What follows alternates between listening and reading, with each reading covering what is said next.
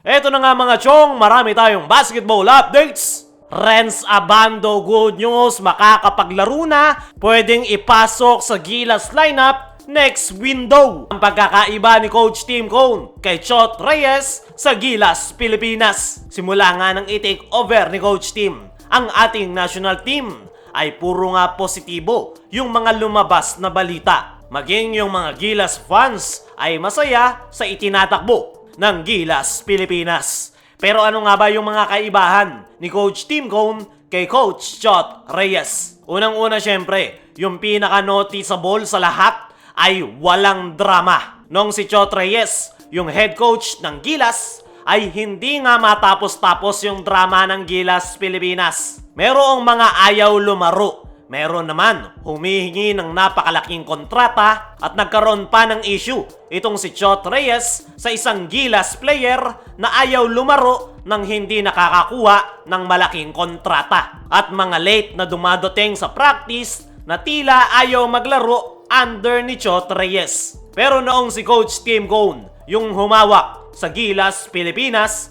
kahit 1 week preparation lang ay game na game yung mga Gilas players. Nung ilabas ni Coach Tim yung final 12 lineup ay agad na nagliparan pabalik ng bansa para simulan ang practice. Lahat nakikipag-cooperate, walang late, lahat present, kahit nga injured gaya nila Junmar Fajardo at AJ Edu ay nasa practice ng Gilas para sumuporta. Diyan pa lang makikita nyo na yung kaibahan na mas gusto ng Gilas players si Coach Tim Cone. Kita rin sa mga Gilas players na nag-e-enjoy sila under ni Coach Tim Cone. Kaya naman, mabilis silang nakabuo ng chemistry. Pagdating naman sa sistema, ay malayong-malayo si Coach Tim kay Chot Reyes. Si Chot Reyes ay dribble drive hanggang mamatay. Napakasakit sa mata dahil kanya-kanya yung mga players at walang adjustment na nangyayari. Kung ano yung laro nila sa simula, yun na hanggang dulo. So you play that stats, bahala kayo. Pagkalaw, move, hand off, bahala kayo. Okay, let's go! Pagdating kay Coach Tim Cone, ay meron nga siyang ginagamit na mixed triangle offense na ina-adapt ng Gilas players. Nakita nga natin yan sa dalawang laro ng Gilas kontra Hong Kong at Chinese Taipei, kung saan napakaganda ng ikot ng bola, napakaraming off-the-ball movement, halos hindi na nga sila nagde-dribble. At napakadaming adjustment na ginagawa ni Coach Tim. Isa pa sa malaking kaibahan ni Chot Reyes kay Coach Tim Cone ay yung kanilang assist department at paggamit kay Kai Sotto. Last FIBA World Cup under Chot Reyes ay nakapagtala lang yung Gilas ng 16 assists.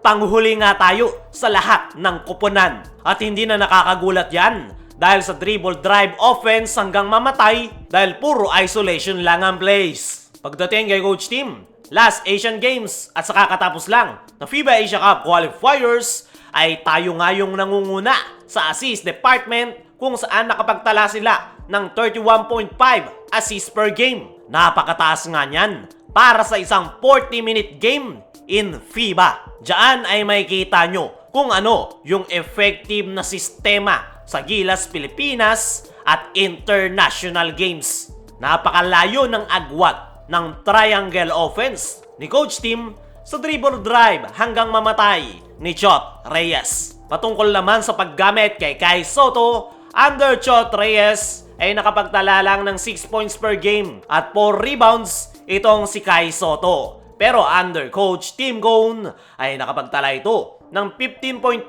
points per game, 12.5 rebounds at 3 assists per game. Mas alam nga ni Coach Tim kung paano i-handle at i-excel ang laro nitong si Kai Sotto. Overall, napakalayo talaga ng agwat ni Coach Tim Cone kumpara kay Coach Chot Reyes. Noon, walang European teams na gustong makipag-tune up game sa ating national team dahil kay Chot Reyes. Dahil nasa isip siguro nila na wala silang magigain sa dribble drive hanggang mamatay. Pero nung makita ng European teams yung sistema ni Coach Tim na mixed triangle offense, ay dumagsa nga yung mga European teams na gustong makipag-tune up game sa Gilas para sa paparating na Olympic qualifying tournament. Kayo mga chong, sino yung best coach ng Gilas? I-comment mo lang dyan sa ibaba. Dumako naman tayo dito sa kabilang balita Renz Abando, good news, makakapaglaro na, pwedeng ipasok sa Gilas lineup next window. Nung ilabas nga ni Coach Tim ang Final 12 lineup ng ating national team, ay marami ang masaya, marami din ang nagsasabi, bakit wala si Renz Abando? At sa nakalipas nga na laro ng Gilas sa kakatapos lang na FIBA Asia Cup qualifiers,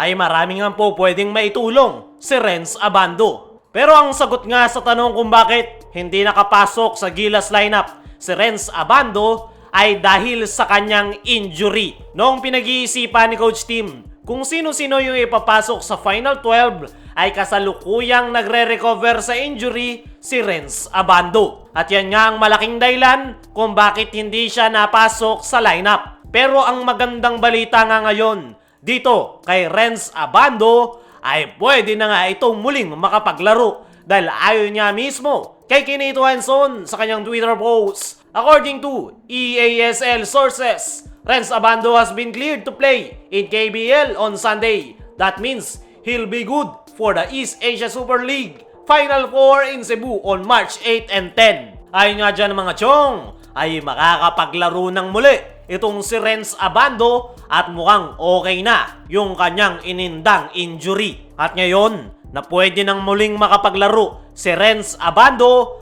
ay may chance nga na pwede itong ihabol sa lineup next window dahil sa July pa nga yung Olympic qualifying tournament. Pero tingnan na lang natin kung nandun pa nga rin ba yung explosive game nitong si Renz Abando o nagbago yung kanyang laro dahil sa kanyang natamong injury.